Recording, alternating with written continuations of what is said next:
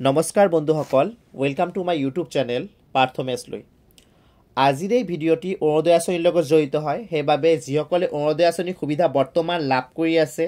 আৰু যিসকলে এতিয়ালৈ অৰুণোদয় আঁচনিৰ সুবিধা লাভ কৰা নাই কিন্তু আগন্তুক দিনত এই সুবিধাখিনি লাভ কৰিব বিচাৰে সকলোৰ বাবে ভিডিঅ'টো অতি গুৰুত্বপূৰ্ণ হয় সেইবাবে কাইণ্ডলি স্কিপ নকৰাকৈ সম্পূৰ্ণ চাব আৰু যিসকল বন্ধুৱে নতুনকৈ মোৰ ভিডিঅ' চাই আছে আপোনালোকক এটা ৰিকুৱেষ্ট কৰিম মোৰ ভিডিঅ'টি চোৱাৰ পাছত আপোনালোকৰ যদি মোৰ ভিডিঅ'টি ভাল লাগে আৰু আগন্তুক দিনত মোৰ ভিডিঅ'সমূহ চাব বিচাৰে তেনেহ'লে কাইণ্ডলি এই ইউটিউব চেনেলটি ছাবস্ক্ৰাইব কৰি ল'ব যদি এতিয়ালৈকে ছাবস্ক্ৰাইব কৰা নাই আৰু লগত থকা বেল আইকনটি প্ৰেছ কৰি ল'ব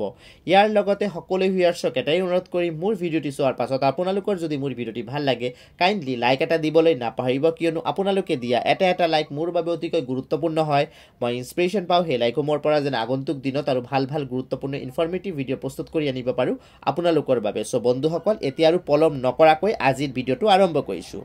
সো এই ভিডিঅ'টি অৰুণোদয় আঁচনিৰ লগত জড়িত হয় সেইবাবে এটা গুৰুত্বপূৰ্ণ কথা মই উল্লেখ কৰোঁ ফাৰ্ষ্ট আমি ক'ব লাগিব যে যিসকলে গ্ৰাম্য সভাত গৈ নাম দিছে তেওঁলোকেহে কিন্তু কেৱল মাত্ৰ অৰুণোদয় আঁচনিৰ সুবিধা লাভ কৰিব যিসকল বৰ্তমান অৰুণোদয় আঁচনিৰ সুবিধা লাভ কৰি আছে তেওঁলোক যদি গ্ৰাম্য সভাত গৈ নিজৰ নামটো লিখোৱা নাই বা উপস্থিত থকা নাই তেওঁলোকৰ কিন্তু আগন্তুক দিনত অৰুণোদয় আঁচনিটো মানে তাৰ পৰা কিন্তু বঞ্চিত হৈ যাব তেওঁলোকক কিন্তু আগন্তুক দিনত অৰুণোদয় আঁচনিৰ সুবিধা লাভ নকৰে আৰু 2026 চনৰ ইলেকশ্যন হোৱাৰ পাছত নতুন চৰকাৰ গঠন নোহোৱালৈকে কিন্তু নতুনকৈ আৰু অৰুণোদয় আঁচনিৰ নাম লোৱা নহ'ব এই কথাটো কিন্তু মুখ্যমন্ত্ৰী ডক্টৰ হিমন্ত বিশ্ব শৰ্মা ডাঙৰীয়াই কিন্তু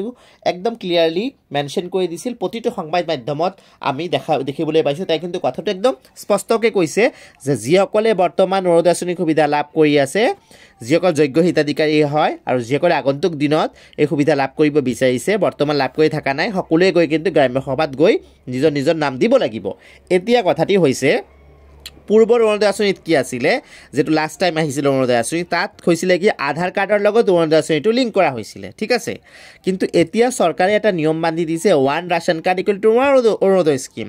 অৰ্থাৎ ৰেচন কাৰ্ড নহ'লে আপুনি অৰুণোদয় আঁচনিৰ সুবিধা লাভ নকৰিব আৰু এটা কথা হৈছে যে বৰ্তমান কিন্তু যেটো অৰুণোদয় আঁচনিৰ প্ৰচেছৰ মাধ্যমে আপোনালোকে লাভ কৰিব যেটো আগন্তুক দিনত প্ৰচেছ হ'ব চৰকাৰে ইতিমধ্যে দিব প্ৰচেছসমূহ মই মোৰ ভিডিঅ'ৰ যোগেদি জনাই দিম যেতিয়া চৰকাৰৰ ফালৰ পৰা এটা আপডেট আহিব তেতিয়া মই জনাই দিম ডেফিনেটলি সেইকাৰণে মোৰ ভিডিঅ'ছ ৰেগুলাৰলি চাব কাইণ্ডলি সো কথাটি হৈছে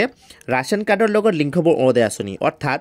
আপুনি অৰুণোদয় আঁচনিৰ সুবিধা লাভ কৰিবলৈ হ'লে ফাৰ্ষ্ট আপোনাৰ ৰেচন কাৰ্ড থাকিব লাগিব আৰু পৰিয়ালৰ যদি একাধিক মহিলা আছে তেনেহ'লে কিন্তু প্ৰতিগৰাকী মহিলাই কিন্তু অৰুণোদয় আঁচনিত এপ্লাই কৰিব নোৱাৰিব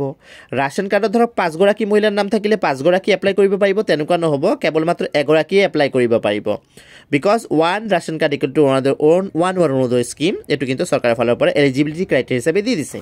এতিয়া এই যে এলিজিবিলিটি ক্ৰাইটেৰিয়াটো দি দিছে ইয়াৰ অৰ্থটো হৈছে ৰেচন কাৰ্ডৰ লগত অৰুণোদয় স্কিমটো লিংক কৰা হ'ব আৰু ৰেচন কাৰ্ডটো বিভিন্ন ক্ষেত্ৰত গুৰুত্বপূৰ্ণ নথিছে